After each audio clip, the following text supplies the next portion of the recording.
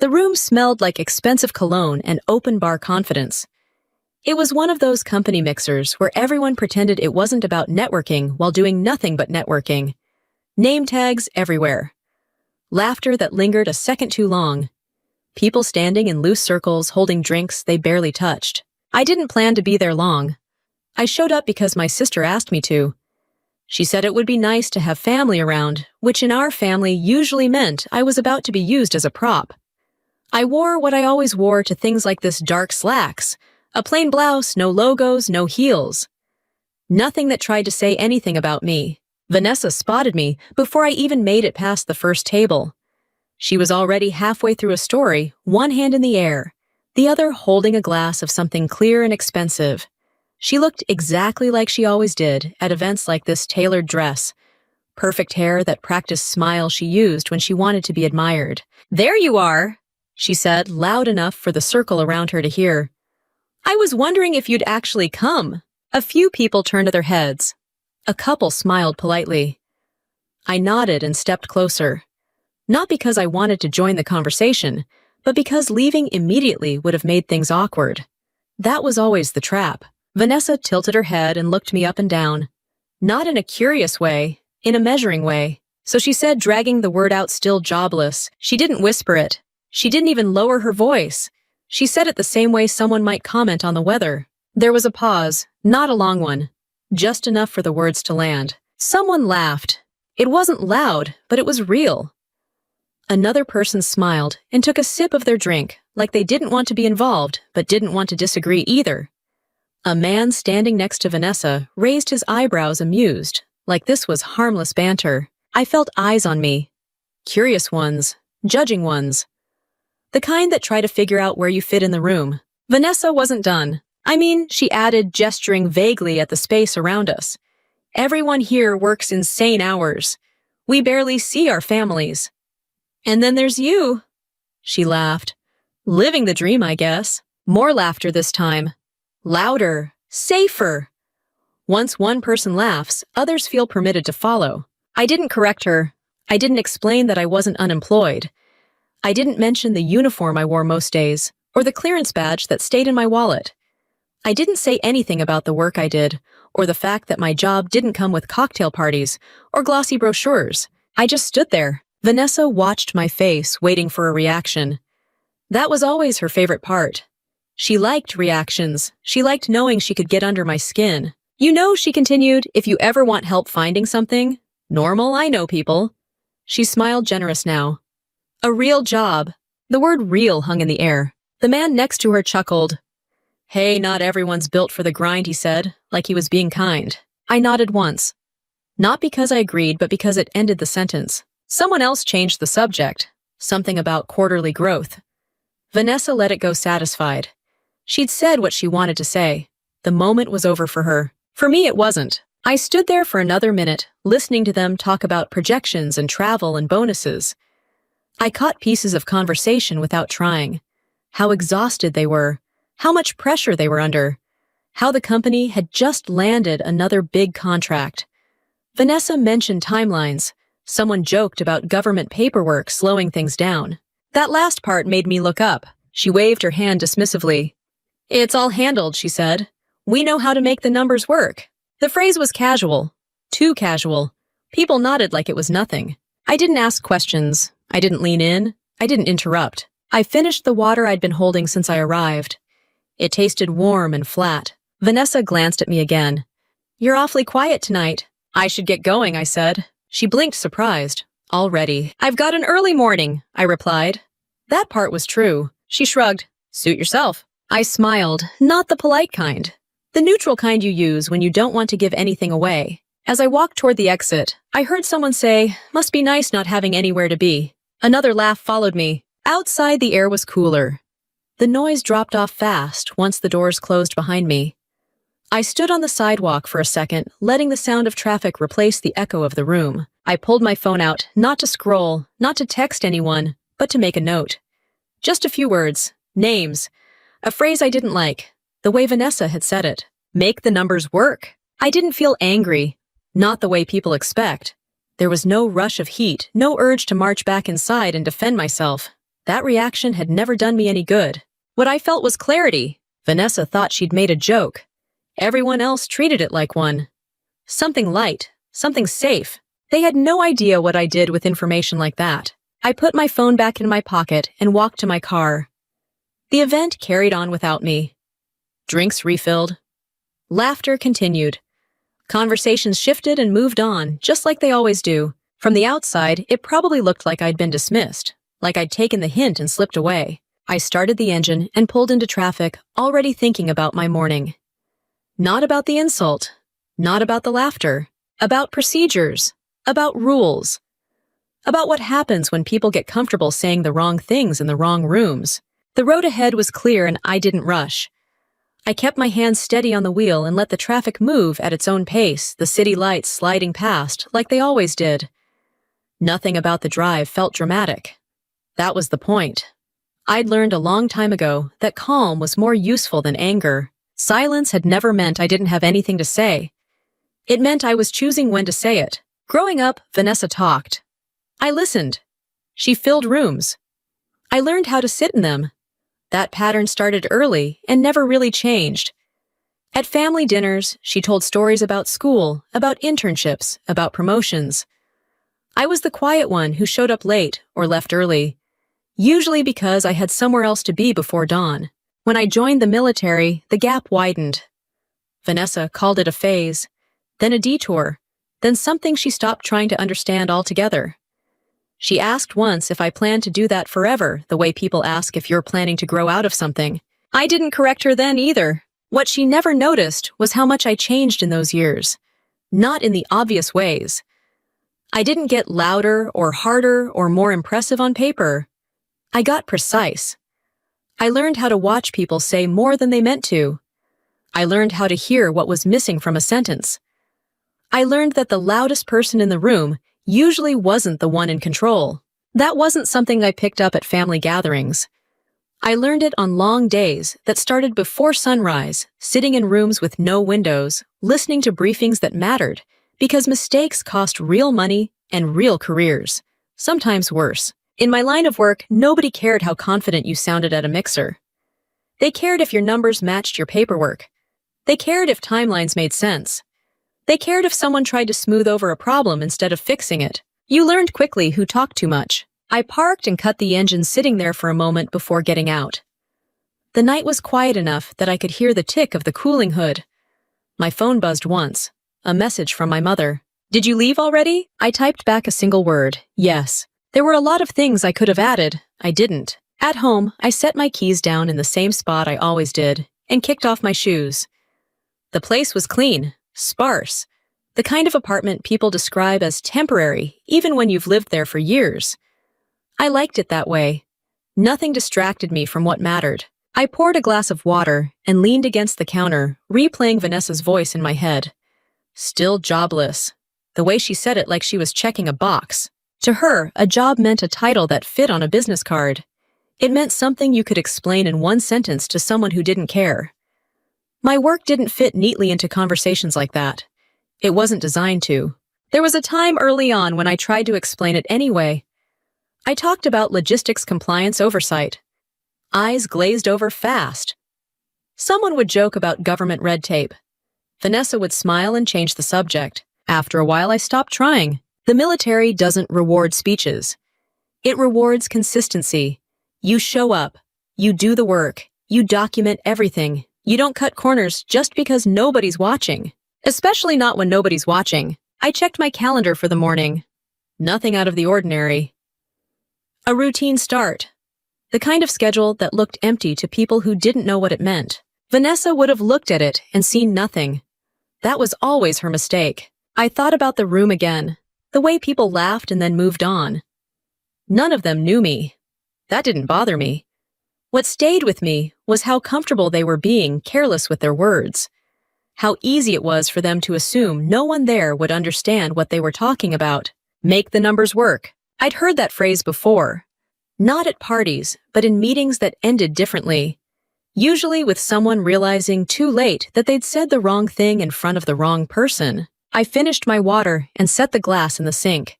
Tomorrow was going to be another early morning. I laid my clothes out simple and practical, the way I always did. No decisions left for later. Before bed, I pulled my phone out again and scrolled back to the note I'd made outside the event. I didn't add anything. I just read it once more, slow enough to make sure I hadn't imagined the tone or the timing. I hadn't. Silence wasn't about letting things slide. It was about letting them show themselves fully. People revealed more when they thought they were safe, when they believed they were surrounded by their own kind. Vanessa had always assumed I wasn't part of her world. That assumption made her careless.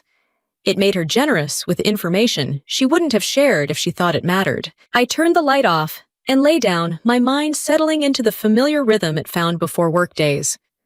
Lists formed and ordered themselves without effort. What needed attention? What could wait? What was worth remembering? By the time sleep came, the sting of the room was gone. Not because it didn't matter, but because it had already been sorted into the right place. The joke she made wasn't the point. The comfort behind it was. And comfort, in my experience, was where people made mistakes. The morning started the way it always did, with coffee that tasted like nothing and a schedule that didn't need small talk. I scanned my inbox while the mug-cooled eyes moving faster than my thoughts. Most messages were routine. One subject line made me pause. Vendor update. I opened it without thinking, then read it again more slowly. The name sat there plain and unremarkable, the kind of name people forget 5 minutes after hearing it. I didn't. It was the same company Vanessa had been bragging about the night before. I set the mug down and leaned back, letting the chair creak once before it settled. Recognition didn't come with drama. It came with the quiet certainty that follows pattern. I'd seen that name on paperwork before. Not often, but enough to register. A subcontractor tied to larger federal work. Not a prime, not a household name. The kind that slipped under the radar because they weren't supposed to be interesting. That was usually when they became interesting. I clicked through the attachment. A summary, not the full file. Dates, deliverables, a brief note about timelines being adjusted. The language was clean, too clean.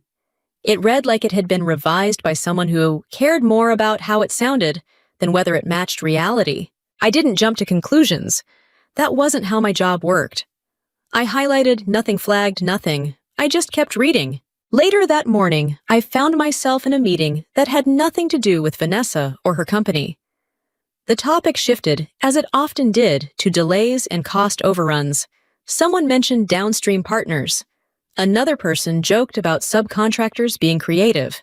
I didn't laugh. After the meeting, I pulled a file from the system I wasn't supposed to need often. Access was there, quiet and unremarkable. I searched the name again, this time deeper. The results weren't alarming. That was the problem. Everything looked fine at first glance. Reports submitted on time. Numbers rounded the way numbers like to be rounded. I closed the file and stood up, pacing the length of the room once before sitting back down. There was a difference between wrong and unlikely. This fell into the second category. At lunch, my phone buzzed. Vanessa's name lit up the screen. I let it ring out. A minute later, a text. "Can you talk later? Quick question." I didn't respond right away. I finished what I was doing, saved my work, then typed back. "Sure." We spoke that evening. She was cheerful, like the night before had been a success she didn't need to revisit. She asked how my day was, the question passing quickly, a formality. Then she got to it. "So listen," she said, lowering her voice, even though there was no one around to hear her. "We're wrapping up some end-of-quarter stuff. I might send you a few things to look at." Just a second set of eyes. I waited. "You're good with details," she added. "And it's not like you're busy with, a 9 to 5. There it was again, casual, dismissive. She said it like a joke we'd already agreed on. "What kind of things?" I asked. "Nothing major," she said quickly. "Just numbers, making sure everything lines up. Lines up with what I didn't ask. Not yet." She talked for another minute, filling the space with reassurance. She mentioned pressure from above. Tight deadlines, how everyone was stressed. The words came easy to her. They always did. "Send it over," I said. She sounded relieved. "Knew I could count on you." After we hung up, I sat with the phone in my hand, staring at nothing. I wasn't surprised she'd asked. I was surprised she'd done it so openly. There was an assumption built into her request, one she didn't bother to hide. She believed I wouldn't understand what I was looking at. The files came in that night. Not many. A handful of spreadsheets and a short memo explaining what I was supposed to see. I opened them on my laptop, not at the desk where I did most of my work, but at the kitchen table where things felt slower and more deliberate. At first glance, the numbers made sense. That was the trap. Totals matched. Percentages were clean. Nothing jumped out screaming wrong. I checked the classifications. Then I checked them again. One category was off. Not enough to alarm someone skimming. Enough to matter if you knew what you were looking for. Costs shifted just far enough to land where they shouldn't. Deliverables described in language that didn't match the scope I recognized. I pulled the memo up beside the spreadsheet and compared the phrasing. It was careful, vague in the right places, specific where it didn't matter. I exhaled slowly and closed my eyes for a moment. This wasn't a mistake. Mistakes were sloppy. This was tidy. I didn't annotate anything. I didn't mark it up or reply with questions. I saved copies exactly as they were and stored them where I kept things I might need later. The next morning, another message from Vanessa. Any thoughts? I typed back a single sentence. I'm still looking. She replied with a thumbs up. Nothing else. Over the next few days, more files trickled in. Always framed as favors. Always casual. She thanked me more than necessary, which told me she was nervous. The pattern sharpened. Similar shifts. Similar language. Different dates. I stopped looking at them as individual documents and started seeing them as a system. That was when the room from the party came back to me. The laughter, the easy confidence, the way Vanessa had waved off concerns about paperwork, make the numbers work. The phrase fit now. I didn't feel vindicated. I felt cautious. There was a difference. Being right wasn't the goal. Being accurate was. Late one evening, I closed my laptop and leaned back, hands folded in my lap. I wasn't angry. I wasn't offended anymore. The personal edge had dulled, replaced by something heavier and harder to ignore. This wasn't about being underestimated. It was about being invited into something I shouldn't have been anywhere near. Vanessa had asked the Jobless one for help. She had no idea what she'd just handed me. I opened the next file the same way I opened the last one, with the cursor hovering for a beat, before I clicked like I was deciding how much attention it deserved. The numbers loaded cleanly. That was the problem. I didn't rush. Rushing makes you sloppy, and sloppy gets noticed. I scrolled at the pace of someone who didn't expect to find anything. I read the memo first, not the spreadsheet. People reveal themselves in the explanations they think no one will challenge. The language was friendly, cooperative. It talked about alignment and timing. It didn't say what the work actually was. It didn't need to. The memo's job wasn't accuracy. It was cover. I flipped back to the spreadsheet and checked the cost categories against the description. One line item was parked where it didn't belong. Another was split in a way that made the total look reasonable while shifting the burden somewhere else. Not wrong enough to trigger alarms. Wrong enough to matter if someone asked the right questions. I wrote nothing. I changed nothing. I copied the file exactly as it arrived and saved it alongside the others, naming it with the date and the sender. Boring names were best. They didn't draw attention. Vanessa called that afternoon upbeat again. She asked if I needed anything else. She joked about how glad she was to have a second brain looking things over. "You're being a lifesaver," she said. "I swear if you worked here, this stuff would be so much easier." I pictured her office, the glass walls, the whiteboard with goals written in clean marker. I pictured her saying my name the night before the way she'd said Jobless, like it explained everything about me. "Send whatever you have," I said. More files came. Not all at once. Spread out like she didn't want to look eager. Some were older backdated, some were drafts labeled final. A few had notes in the margins that assumed the reader wouldn't understand why certain choices were made. I understood. By the third evening, a pattern had settled in. It wasn't just one project. It was how they handled overruns, how they reclassified delays, how they moved costs just enough to stay under thresholds that invited scrutiny. I leaned back and rubbed my eyes. This wasn't careless. It was practiced. My phone buzzed with a text from Vanessa. "Can you sign off that everything looks okay?" I stared at the screen. The wording was casual, but the ask wasn't. Sign off meant something specific, even if she pretended it didn't. I typed slowly. I'm reviewing. Haven't finished. She replied right away. No rush. Just need something to show we're good. Show who? I didn't ask. I didn't push. I closed the message and opened the file again, this time pulling up a reference document from memory. I didn't need to access anything restricted. The rules were the rules whether people liked them or not. The discrepancy was clearer now. The deliverables described in the memo didn't match the billing structure. It was subtle, but it was there. Anyone unfamiliar with the contract language would miss it.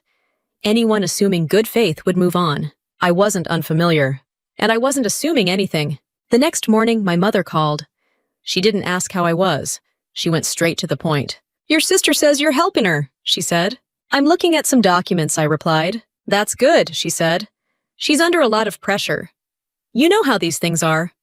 People make mistakes. The word mistake landed flat. She just needs support, my mother continued. And it's not like this affects you. I said nothing. You don't want to make trouble, she added. Families should protect each other. Protect from what I didn't ask that either. After the call, I sat at my desk longer than necessary, hands folded, staring at the screen without seeing it. The room felt smaller. Not because of the work, but because of the assumption behind it. They believed I could be useful without being dangerous, helpful without being informed, present without being accountable. They believed I would stay quiet because staying quiet had always been easier for them. That afternoon, another message from Vanessa. Did you get a chance to look at the revised numbers? I replied with a question of my own. Why did this cost move categories? There was a pause, longer this time. She called instead of texting. It's just accounting, she said quickly. You're overthinking it. I'm asking because it changes how it's reported, I said. She sighed, impatient now. Look, this is how it's always been done. Everyone does it. Everyone wasn't an answer. It was an excuse. So are we okay? She asked. I didn't answer right away. I looked at the document again, then at the date stamp, then at the note she'd added in the margin. It wasn't even subtle. It said reviewed. Who reviewed this? I asked. You, she said too fast. I mean, that's what we'll say. Since you're looking at it anyway. The room went quiet around me, not dramatic, just empty. What if there's an audit? I asked. She laughed. There won't be.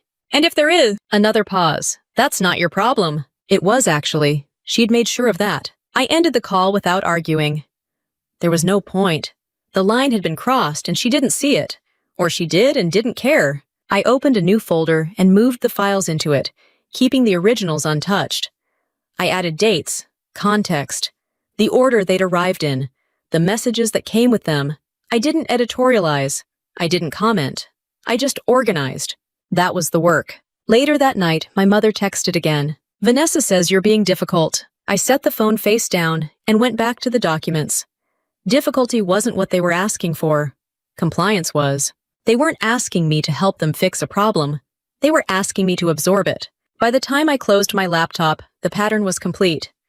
Not in a neat package. In a way that made sense only if you knew how these things unfolded.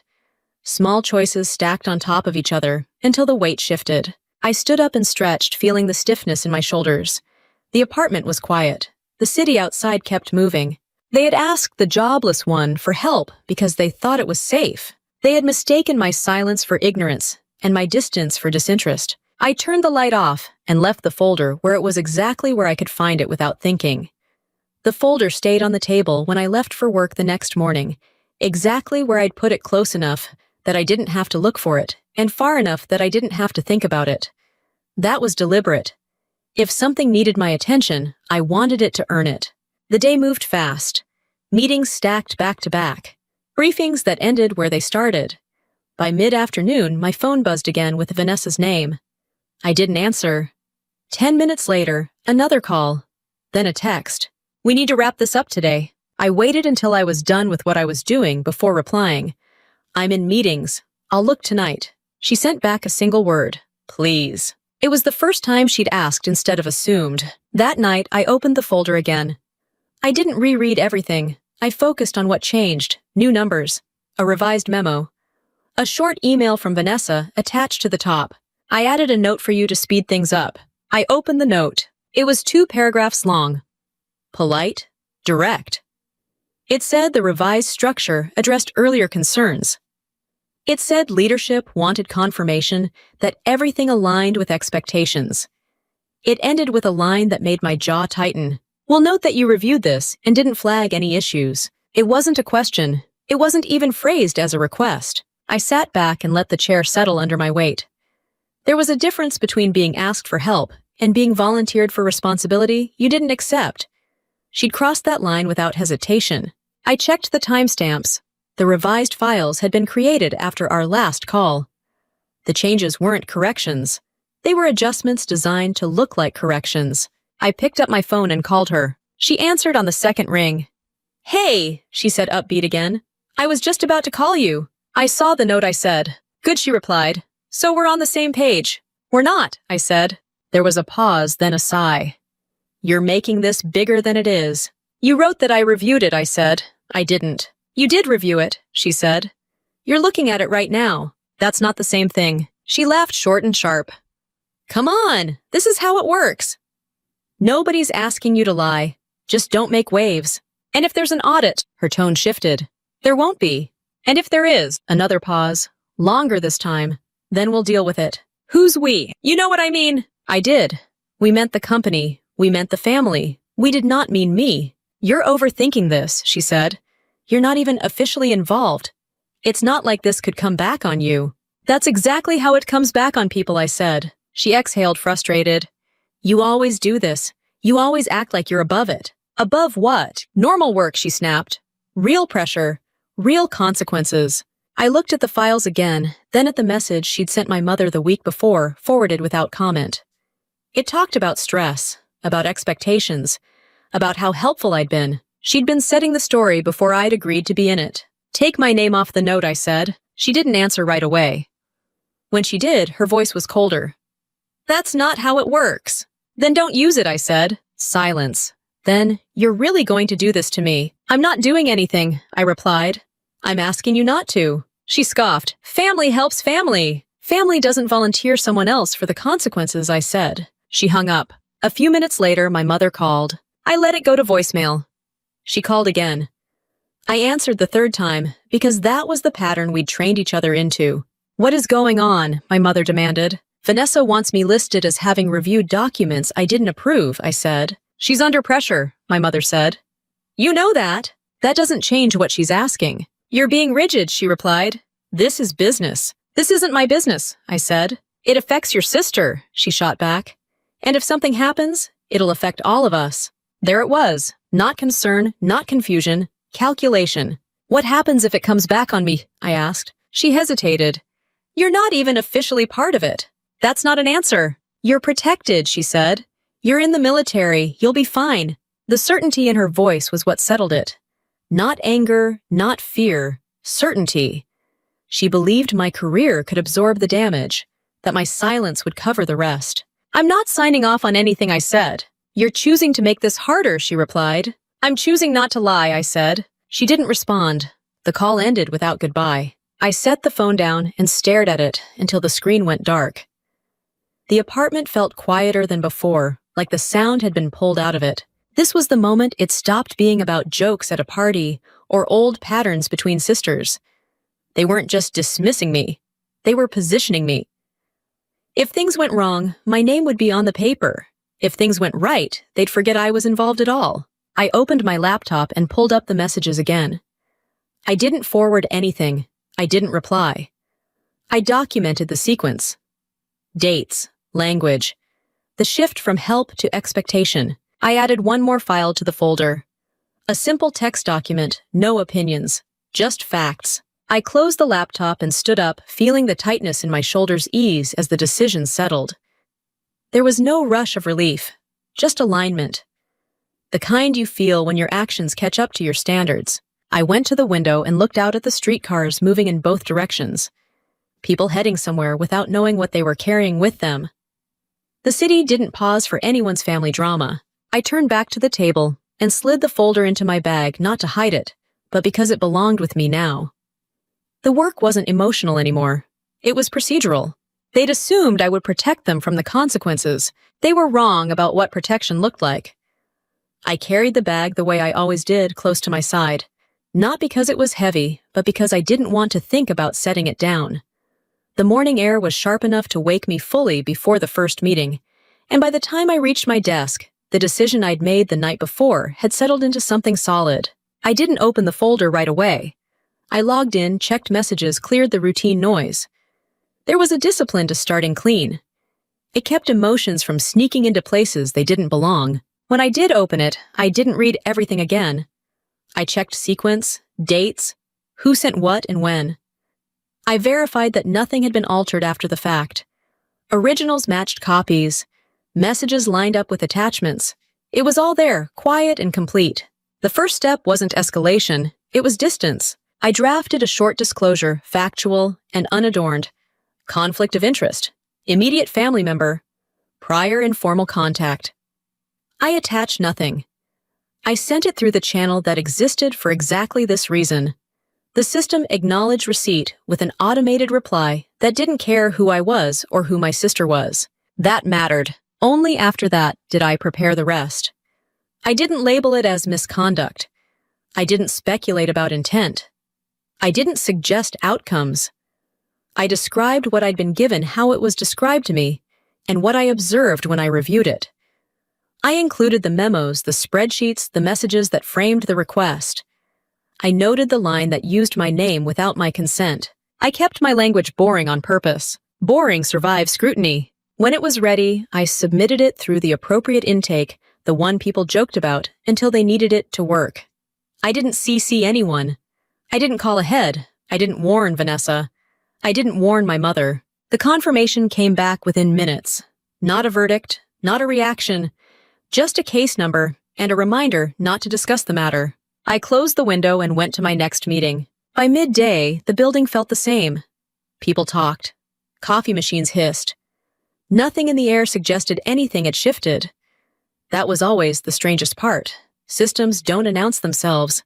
They just start moving. My phone buzzed during lunch. Vanessa again. I let it ring. A text followed. "We need to talk, now." I didn't reply. A second message came through a few minutes later. "Did you say something to anyone?" I set the phone face down and finished my sandwich. I wasn't being evasive. I was being compliant. That afternoon, a calendar invite appeared that wasn't addressed to me, but included a distribution list I recognized. The subject line was neutral. Review of vendor timelines. The location was a conference room I'd been in before for reasons that had nothing to do with family. I didn't attend. I wasn't supposed to. Later, a brief notice circulated internally. Certain deliverables were paused pending verification. Language careful enough to mean nothing to anyone outside the process.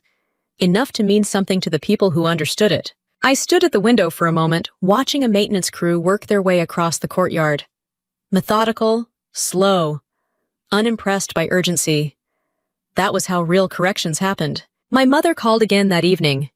I answered because avoiding her would have created its own noise. "Your sister says things are getting complicated," she said without preamble. I disclosed a conflict, I replied. "Why would you do that?" she asked. "Because it exists. She trusted you," my mother said. "She asked me to be listed on work I didn't approve," I said.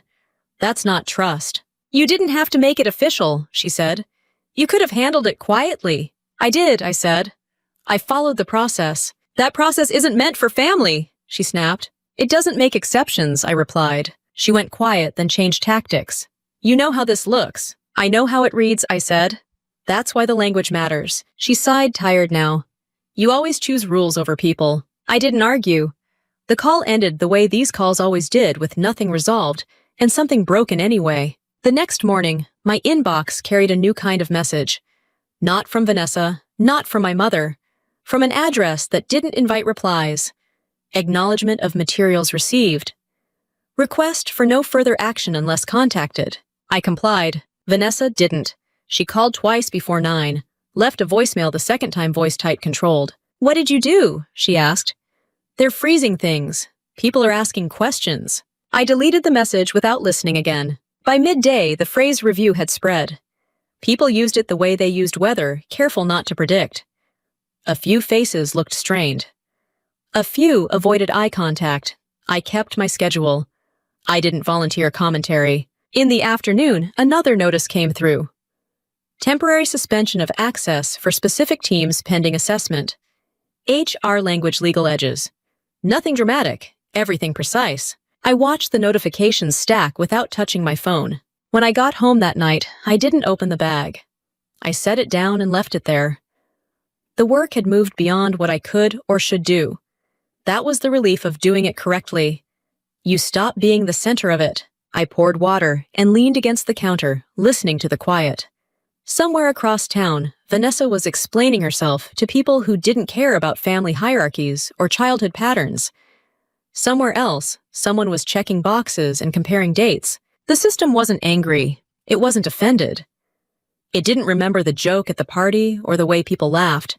It didn't care who thought I was jobless. It cared about alignment. It cared about records. It cared about whether things matched. My phone buzzed once more. A final text from Vanessa. We can fix this. Just tell them you misunderstood. I set the phone down and didn't pick it up again. There was nothing to fix, only things to verify. I turned off the light and let the room go dark, knowing that whatever happened next wouldn't need my permission to continue. The badge felt lighter than usual when I clipped it on that morning, which didn't make sense because it weighed exactly the same. I noticed it anyway. Small changes stood out more once the noise died down. I arrived early, not because I was nervous, but because I didn't want to rush. The building was quiet in the way it always was before official meetings. Hallways, 2 clean lights already on chairs, pushed in with care. A receptionist checked my name against a list and handed me a temporary access card without comment. No one smiled. No one asked what I did. That was new. The conference room sat at the end of the hall, glass walls, frosted just enough to blur the inside. I could make out shapes moving. People taking seats, papers being laid out, someone adjusting a screen. I paused outside the door long enough to steady my breath, then stepped in. The room went still for half a second. Not dramatic, just noticeable. Vanessa sat on the far side of the table, shoulder-squared hands folded in front of her, like she was bracing for impact. She didn't look at me right away. When she did, her expression tightened, then reset into something professional. It was the same mask she wore at the mixer, just without the humor. The man who'd laughed the loudest that night sat 2 chairs down from her. He was staring at his notepad pen, moving without leaving a mark. Another executive glanced up at me, then quickly back to the screen, like eye contact might imply something he didn't want. I took the seat indicated for me. Not at the head of the table. Not at the far end either. Exactly where it belonged. No one made introductions. They didn't need to. The agenda was already printed. The meeting started on time. A lawyer spoke first, careful with every word. She explained the purpose of the review, the scope, the process. She used phrases like preliminary findings and interim measures. She did not use names. A compliance officer followed. He walked through timelines and documentation, pointing to sections of the screen that looked harmless, unless you knew what they represented. Paused deliverables. Access limitations. Requests for clarification. Vanessa raised her hand once, just slightly. We've been cooperative, she said. We've provided everything asked of us. The compliance officer nodded. And we appreciate that, he said. This process isn't about cooperation. It's about verification. I watched Vanessa's jaw tighten. She nodded as if she agreed. The lawyer turned to the next item. Given the nature of the findings so far, she said there will be immediate administrative actions. She listed them without emphasis. Suspension of certain responsibilities. Temporary removal from decision-making authority. Access changes pending review. The man next to Vanessa shifted in his seat. Another executive cleared his throat. No one laughed. The lawyer looked at me, then not for permission, not for confirmation, but because it was my turn to speak. Not to accuse, not to argue, to clarify. I stood, placed my hands on the table, and spoke evenly. My role here is limited, I said. I'm here to confirm the origin of the materials provided and the context in which they were received. Vanessa's eyes flicked to me sharp now. I explained briefly how the files came to me, how they were framed, how my name was referenced without my consent. I didn't speculate about motives. I didn't describe family dynamics. I described actions. When I finished, the room stayed quiet. The lawyer thanked me and turned the page. That's sufficient, she said. Vanessa finally spoke directly to me. You didn't have to be here, she said, keeping her voice low. You could have told them you misunderstood. I met her gaze. I didn't misunderstand. The compliance officer cleared his throat.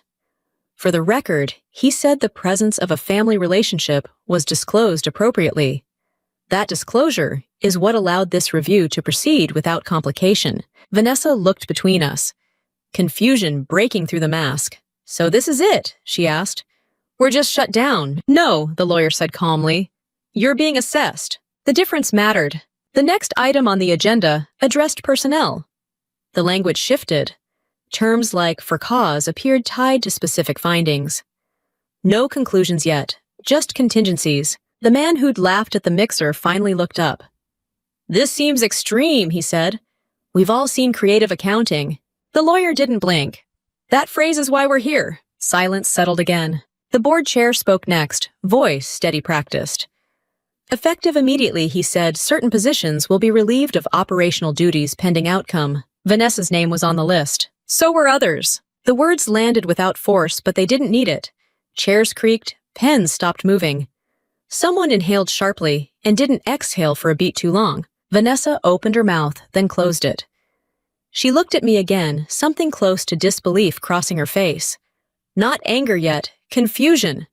The realization that this room followed rules she didn't control. The meeting continued, procedures outlined, next steps defined. Everyone nodded, took notes, pretended this was just another agenda item. When it ended, people stood slowly gathering papers, with more care than necessary. No one rushed toward the door. No one lingered either. Vanessa stepped in front of me as I rose. You did this, she said under her breath. I followed the process, I replied. Her laugh came out thin. You always hide behind that. I don't hate, I said. I show my work. She shook her head, already retreating, already adjusting to a version of events that might hurt less. I handed my temporary access card back to the receptionist and walked out into the hall. The building felt different now, though nothing visible had changed. The same carpet, the same lights. Outside, the air was warmer than I expected. I stood for a moment, letting the sun hit my face, feeling the quiet settle into my shoulders. Behind me, inside the building, people were recalculating, rewriting explanations, making calls they'd never planned to make. I checked my watch and headed back toward my car, the day still wide open in front of me. The room had finally stopped laughing. By the time I reached my car, my phone was already buzzing. I didn't look at it right away. I set my bag down, adjusted the seat, and pulled into traffic before I glanced at the screen. Missed calls stacked in a neat column. Numbers I recognized, numbers I didn't. The city moved like nothing had happened. That was always the strangest part. Buildings didn't care who lost authority inside them. Traffic lights stayed on schedule. People crossed streets thinking about lunch. Vanessa left the first voicemail before I merged onto the highway. Her voice was controlled, but the edges were gone. This is getting out of hand, she said. People are panicking. You need to tell them you didn't mean for it to go this far. I deleted it without replaying it. At a red light, another call came through. The man who'd laughed the loudest at the mixer. I let it ring. Then a text followed. We need to clear this up. Call me.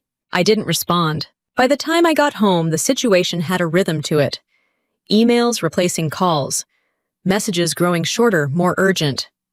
The language shifted from casual to cautious to defensive. Everyone wanted the same thing, though none of them said it directly. They wanted it to stop. I dropped my bag by the door and poured a glass of water standing at the counter while my phone lit up again.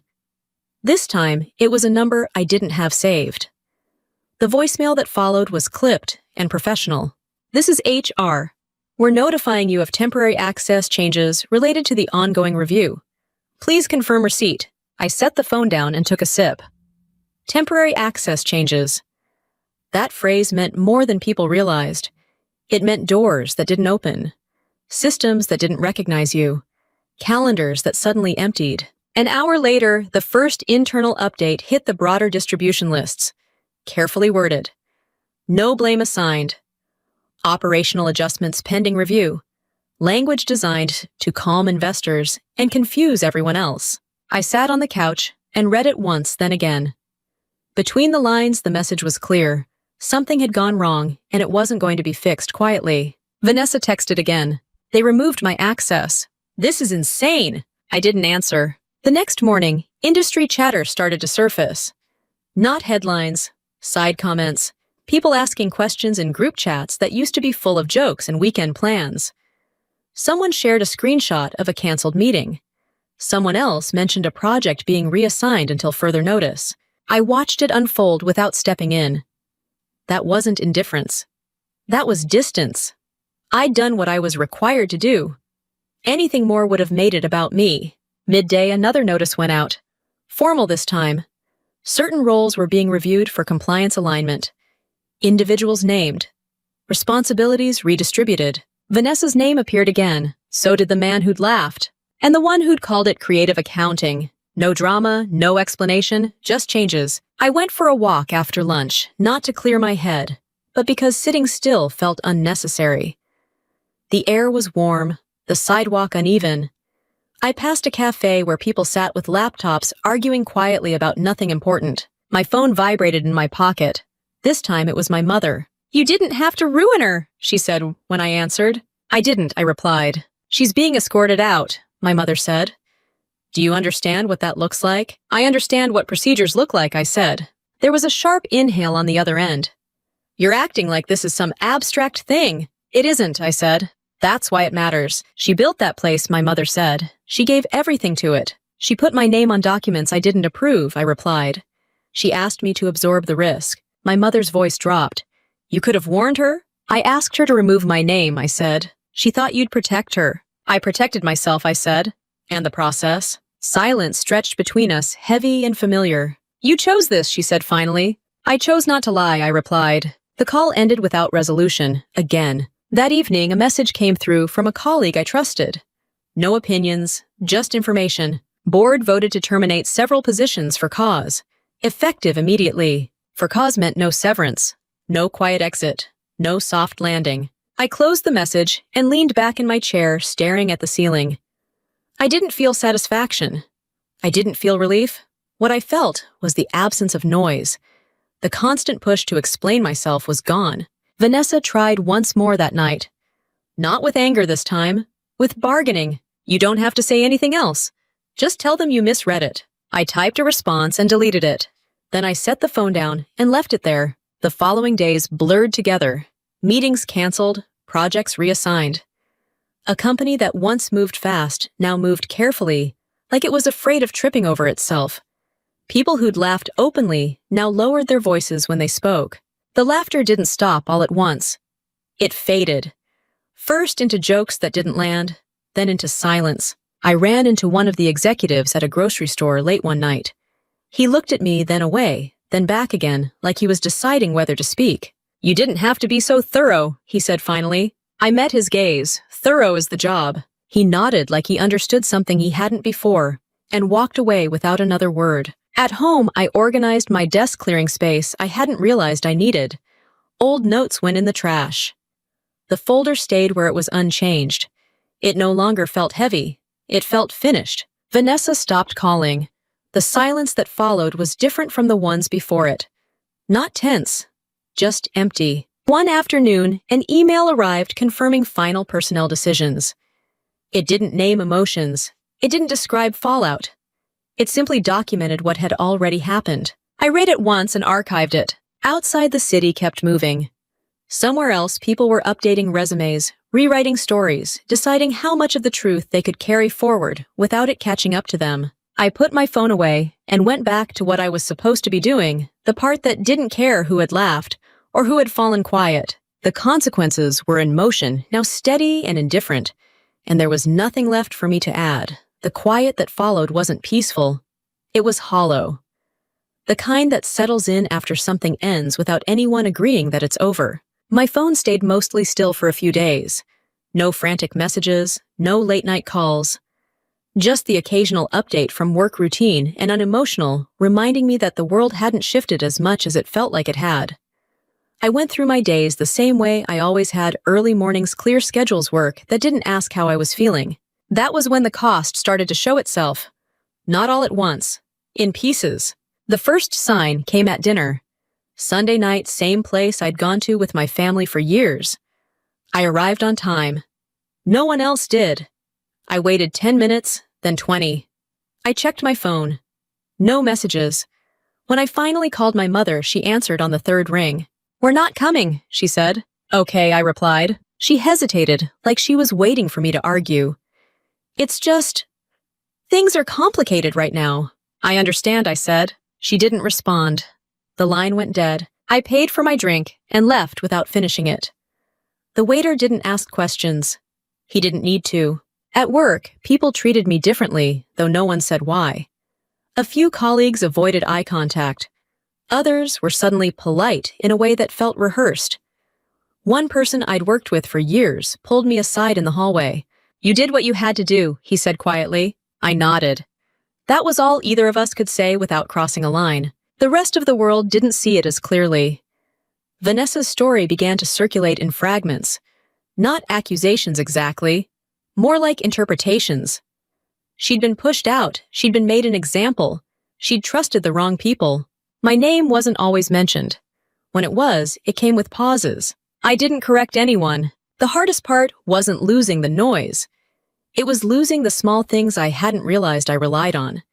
The casual texts, the assumption that I'd be included by default, the knowledge that I could show up somewhere and be expected.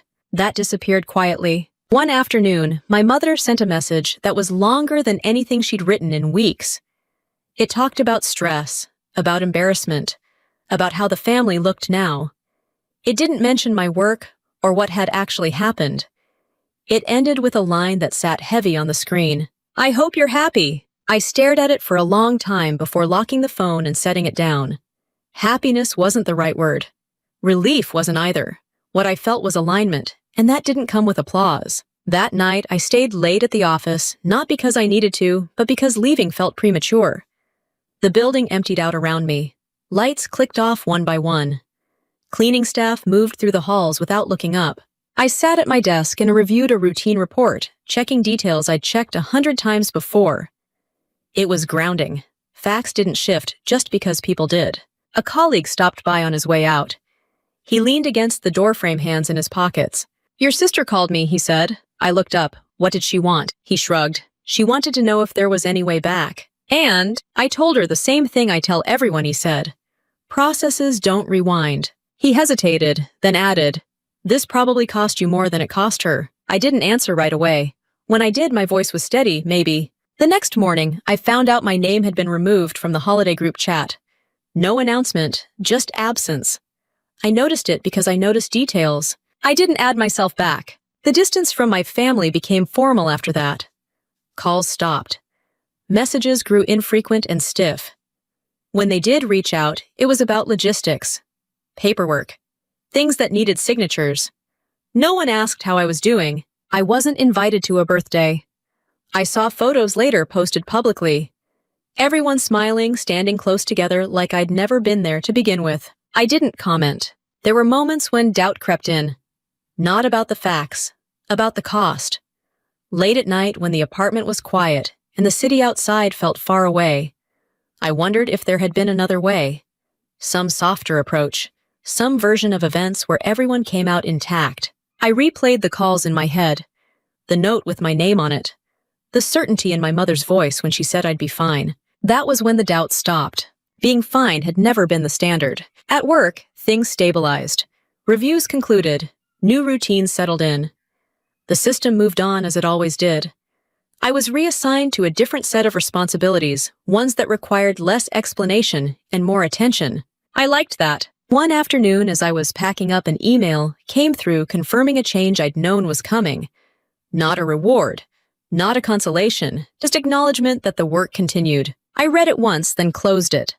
No one else needed to see my reaction. The cost followed me home that night, not as regret, but as weight. Choosing integrity didn't make you lighter. It made you quieter. It stripped away the things you could hide behind. I cooked dinner and ate standing at the counter, listening to the hum of the refrigerator. The apartment felt larger than it had in weeks. Empty, but not lonely.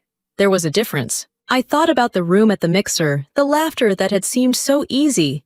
How much energy it took to belong to that version of the world. How much maintenance it required. I didn't miss it. My phone buzzed once more before bed. A message from my mother, shorter this time. "We need space." I typed back 3 words. "I understand that." I set the phone down and turned off the light. The room went dark, and with it went the last expectation that this would end cleanly. Doing the right thing hadn't broken me. It had clarified everything else. What I'd lost was real. So was what I'd kept. Morning came without ceremony. No alarms blaring, no messages waiting. Just the steady light pushing through the blinds and the familiar weight of another day that didn't need permission to arrive. I dressed the way I always did on work days, clean lines, nothing to announce itself. The mirror didn't ask questions. It reflected someone who knew where she was going. That was enough. The ceremony was scheduled early and kept small on purpose. No speeches that tried to turn routine into spectacle. No families lining the back rows with cameras raised. Just a handful of chairs a lectern, and the people who showed up because they were supposed to be there. My name was called when it was time. I stepped forward, boots quiet against the floor posture, automatic. The officer reading the orders didn't embellish them. Rank. Effective date. A nod that acknowledged work done, not drama survived. Applause followed, brief and respectful. A few smiles. A couple of jokes under people's breath as the room reset itself. That was how things moved forward here. You did your job, and the system noticed. It didn't need to clap louder to prove a point. Afterward, someone handed me a cup of coffee and said, "Congratulations," like it was a fact, not a celebration. Another asked if I was heading straight back to work. I said yes. No one looked surprised. Outside, the air was cool and ordinary, the kind of morning that didn't ask for reflection. I stood there for a moment anyway, letting the quiet settle into something that felt earned. My phone buzzed once, a message from an unknown number. "I heard about the promotion. Congrats." No signature, no follow-up. I read it and slipped the phone back into my pocket. At the office, the day unfolded the way it always did. Emails came in. Decisions needed signatures. Problems waited their turn. Nobody asked me how I was doing. They asked what needed to be done. I preferred it that way. At lunch, I ate with a few colleagues who knew me well enough not to fill the space with questions. Someone complained about the weather. Someone else joked about coffee being the most reliable system we had. It was small talk that stayed small. That afternoon, I cleared out a drawer I hadn't touched in months. Old notes, duplicates, things that belonged to a version of my work that no longer existed. The folder I'd carried for weeks wasn't there. It didn't need to be. Its contents had already found their place. On the way home, I stopped at the same grocery store where I'd run into the executive weeks earlier. Different cashier this time, different line. I paid, took my receipt, and walked out without looking over my shoulder. At the apartment, the silence felt different than it had before. Not hollow, finished. I set my keys down, poured a glass of water, and opened the window just enough to let the city in without inviting it to stay. I checked my phone once more. No new messages from my family, no updates, no explanations. The space between us had settled into something defined by distance instead of tension. I cooked dinner slowly, not because I had time to kill, but because I had time to use. I ate at the table instead of the counter, listening to the low hum of traffic below. Nothing urgent competed for my attention. Later, I sat down to review a document for the next day. Routine, clear, familiar. I marked a few lines, saved the file, and closed the laptop without second-guessing myself. The joke from the party surfaced once briefly. Still jobless. The way it had drawn laughter so easily. The way it had assumed I measured my worth by the same things they did. I smiled at the memory, not because it amused me, but because it no longer had any leverage. Family revenge stories don't end the way people expect. There's no moment where everyone agrees on what happened. No apology that ties it up neatly. The consequences arrive, and then life keeps moving. What mattered was what stayed intact. My career hadn't bent to accommodate someone else's shortcuts. My name hadn't been used to soften consequences I didn't create. The system had done what it was built to do, and I'd stayed inside it the whole time. I didn't feel victorious. I felt steady. Before bed, I checked the calendar for the next week. Early starts, long meetings. Work that didn't care about my family history or anyone else's opinion. I set the alarm and turned off the light. In the dark, I thought briefly about what people might say about me now, how they'd frame it, what parts they'd leave out. I let them. When I closed my eyes, there was no noise left to sort through, no explanation waiting to be delivered. Just the quiet understanding that I'd chosen the kind of ending that didn't announce itself, the kind that lasts. What stayed with me after everything wasn't the moment of exposure or the silence that followed it, was how ordinary life felt once the noise was gone. Family revenge stories often look dramatic from the outside, but the real shift happens quietly when you stop explaining yourself and let consistency do the talking. I didn't win by shouting louder or humiliating anyone back. I won by staying inside the system, doing my job, and letting the truth carry its own weight. In the end, being underestimated didn't slow me down. It clarified who I was working for and why. That kind of clarity lasts longer than any apology ever could. If you're drawn to family revenge stories, military stories, and real-life family drama, where quiet discipline matters more than loud revenge, consider subscribing to the channel. These are stories about restrained accountability and letting actions speak when words fail. Let me know in the comments if you've ever been underestimated and what helped you rise above it.